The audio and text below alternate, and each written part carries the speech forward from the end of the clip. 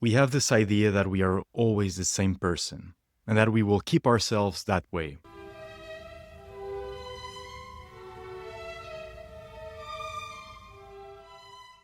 Regardless of how much time passes, how much we experience. And I think that is a belief that holds us down. Not only do I think from a practical approach that is bad, but I also think that if we are trying to uncover some truths about what we are, I think that is also wrong. In my opinion, we can be described in the same way as electrons are, meaning that we can conceptualize ourselves as probability clouds that revolve around the nucleus. In our case, the nucleus is our average state of being, sort of like our personality type, and from there we can inhabit different orbitals that symbolize different gradations of what we can be. How far we can get from our average state of being, I believe, depends on person to person. It also depends on some circumstances such as the environment, because we know that if we are placed in situations, for example, of extreme adversity, a different side of us can come up. And this can be both good or bad. So I think that there are two important pointers here. One of them is that the environment can prompt us to be different versions of ourselves, but at the same time, we ourselves can also elicit that change. By the way, with this, I'm not talking about extreme versions such as the dissociative identity disorders, which are embedded in a completely different affective framework than what I'm going to discuss. But I also would like to say that most of the things we classify as mental disorders are just extreme versions of something that at its root is adaptable and has a reason to be there. It's just that along the way, it has become maladaptive. So I think if we were to put this into a quote, I would say that the mind is a parliament and the self is a chorus, not a soloist. I think that embodies the central message that I'm trying to communicate here. With that in mind, for some listening to this can be bad news, because there is this platitude that goes around, which is, you're good just the way you are, or you just need to accept the person you are. Honestly, I find these two phrases to be somewhat misguided and false, because sometimes it just simply isn't true. Sometimes who we are isn't good enough for what we are facing. Sometimes we inhabit a self that is petty, neurotic, destructive, just like someone who has washed their hands 20 times, even though the only thing they have been in contact with is soap and water. And by the way, I can make that joke because I was actually diagnosed with obsessive compulsive disorder, although a different subtype of OCD, but I'm just saying this because I'm in a position where I can make these types of jokes. You might have also heard this idea of people claiming that their flaws are perfect, so there is this type of rationalization where these people are claiming that, yes, they have flaws, but those flaws really aren't flaws because they're perfect flaws, and that kind of reasoning. But no, sometimes flaws are actual flaws. And if you don't work on them, your kitchen sink is going to become a science experiment. I'm like, it's a dirty ass sink. Where mold evolves into a new personality that's more functional than you, filled with stuff you said you would take care of weeks ago. So the point here is, you and I are flawed. Big surprise. We are democratically governed by a rotating cast of characters, some of whom should not have the right to vote. And we need to do something about this. This doesn't mean not accepting who you are right now, but I think we need to make something clear about this terminology of acceptance, because some people, when they talk about acceptance, they see acceptance in a fatal way, meaning that they see acceptance as just a way to justify their inaction, or to just cope with the uncertainty of them having the possibility to do something that can make them better and more fulfilled in life. And they just prefer to stick with the certainty that they have right now in front of them, which sometimes is just a pity, because that person could be something much bigger. And by here, I'm not defining a human being as an economic unit. I'm not saying, oh my God, that person could earn 3 times as much as they're earning now. I'm saying that that same person could feel far more fulfilled. They could find a different way to engage with the world, which would be far more functional, and it would lead to a sense of peace and fulfillment. That's where I believe the tragedy is. So I'm not talking about getting a six-pack or these side delts that make you look like a mountain. And by the way, there is nothing wrong with pursuing these goals, but I'm talking about becoming a better son, a better father, a better friend, a better colleague. All of these are highly important missions, and it would be a shame if we just console ourselves in the current version that we are inhabiting, not knowing that we have the capacity to evolve and better connect with the world around us. So, what I'm trying to get at has sort of been regurgitated through the New Age tradition, but these are concepts that have been present for such a long time in Buddhism and that, these days are talked about extensively. But here I will try to discuss this topic with a higher level of precision that can be helpful. So, the basic idea is that the self is an illusion. And by illusion, this does not mean that the self does not exist.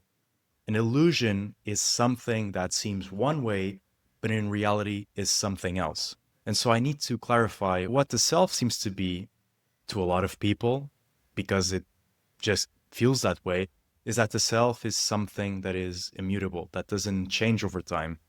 It is who we are. It is a sort of essence.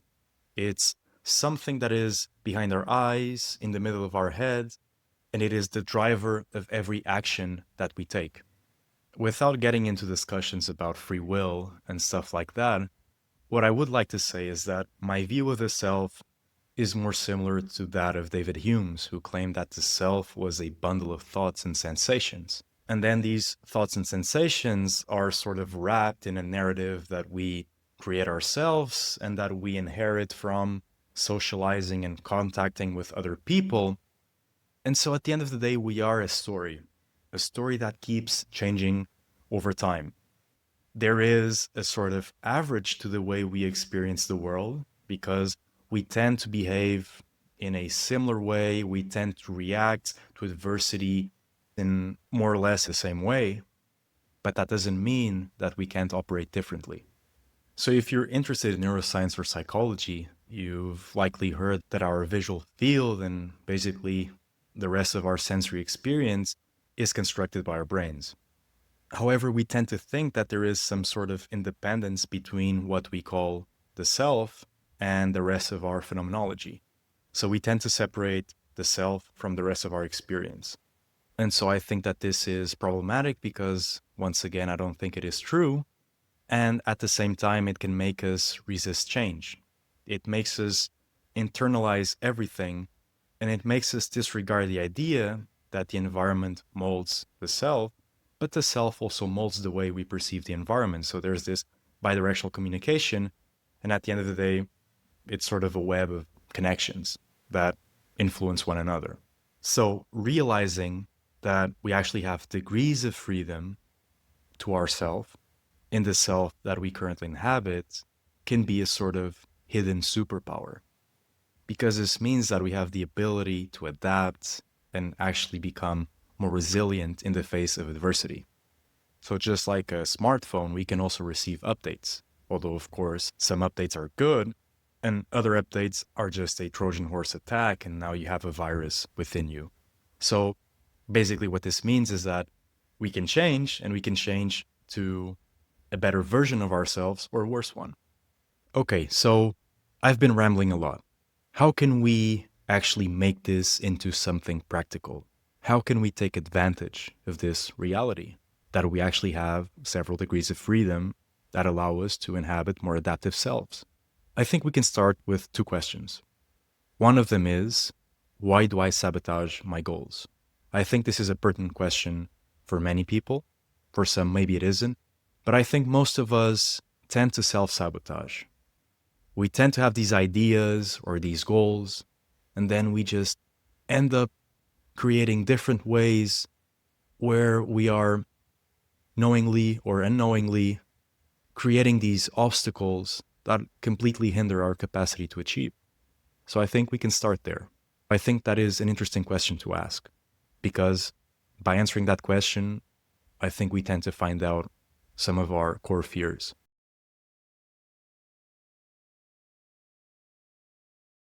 The next one is, why do I feel confident sometimes and insecure in other times? I think this one is important because asking this question can allow you to understand what factors are driving your degree of confidence. Maybe your degree of confidence is highly dependent on the environment.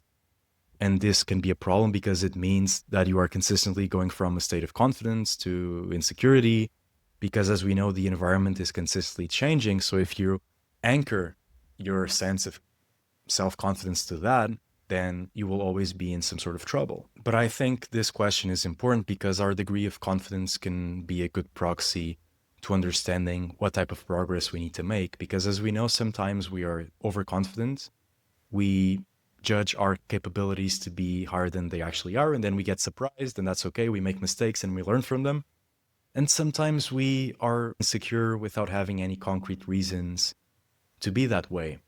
So I think the important part here is understanding whether the feelings that we are experiencing are causing us to act and become more proactive. Because as we know, sometimes stress and fear can actually be very good. There's this saying in mixed martial arts where if you enter a fight and you're not anxious at all, then you're likely going to lose. Because anxiety and stress and fear many times just symbolizes that you care, that there is some value that you have attributed to that situation. And normally we tend to work harder for things we value. So understanding whether these feelings that are interfering with our degree of confidence are actually paralyzing us or causing us to act, I think is an important question. I think another practical question, which might seem obvious, but I think most of us don't really pay much attention to, is when you are struggling with the situation, ask yourself, what kind of person would be best suited to deal with what I'm dealing right now? And when you ask that question, really try to visualize that person. Try to embody that person and feel if there is some resistance. Feel if you are really far away from being that potential self. Sometimes you might be surprised and it's actually rather easy to inhabit that potential self. Sometimes there's a lot of resistance and it feels very forced. If it feels very forced, try to create an action plan where you really narrow down what kind of things would make you get closer to that more adaptive self.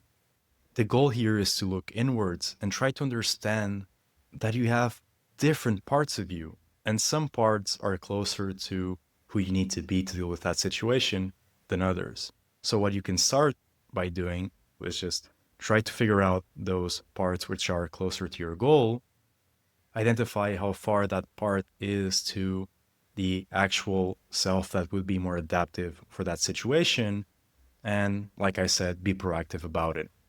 To provide a concrete example, something that I really struggled, and I still struggle to some extent throughout my whole life, has been anxiety.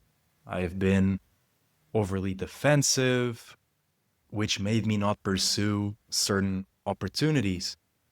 And so I always like to make this exercise of, I have identified that inhabiting this fearful, anxious self is simply what is not best for me. And inhabiting a more fearless and brave and peaceful and adaptive self seemed very far away, although there was a part of me that already was like that. And so what I tried to do in my particular case was to start therapy, particularly by trying out exposure and response prevention therapy, which is a type of therapy where you gradually expose yourself to different fears. So you start with the fears which elicit the lowest level of fear, and then you gradually go up that hierarchy. And doing those types of exercises and exposing yourself to your fears showed me that there was a completely different side of myself that was able to manage uncertainty, that was able to actually be completely different, more capable and resilient in the face of things that I just completely paralyzed and blocked when I encountered them. And so I think all of us have this potential, right? We hear this term of plasticity countless and countless times. It's time that now we understand that plasticity really is a thing and that we have ways to challenge ourselves and actually become more capable. In this process of trying to become a different self, I think there are different ways where we can test the waters and understand what is more beneficial to us. One thing you can do when trying to identify what self can be best for a certain situation is to focus on values or skills. So, for example, you can imagine being brave, or you can imagine being calm or kind or some other characteristic, and then sort of try and construct a self based on those emotions and perceptions, and then try to visualize a person based on those characteristics. Or you can also use another strategy, which is finding a reference point in someone else, someone maybe in your life or someone that you have contacted with, and try to inhabit what it is like to be that person. So if you struggle with building this sort of self based on a particular trait or emotions, sometimes it can be useful to just look around our lives and try to pick characteristics from people we admire and build up from that. So hopefully you found this video useful. My point here is not saying that you need to be a chameleon and be all of these different types of people. What I'm trying to say is that there are degrees of freedom to whom you can become. The way you can find this is to first identify parts of you that are capable to deal with what you're currently dealing, or parts of you that are closer to your goals and objectives. And there are proactive steps that you can make to become a more capable person. You do not need to live from the motto of, this is just who you are, or you'll always be this way. You do not need to let those sentences define who you can become. So let me know if you enjoyed this video. Write down in the comments if you don't agree with what I said, and let's have a conversation.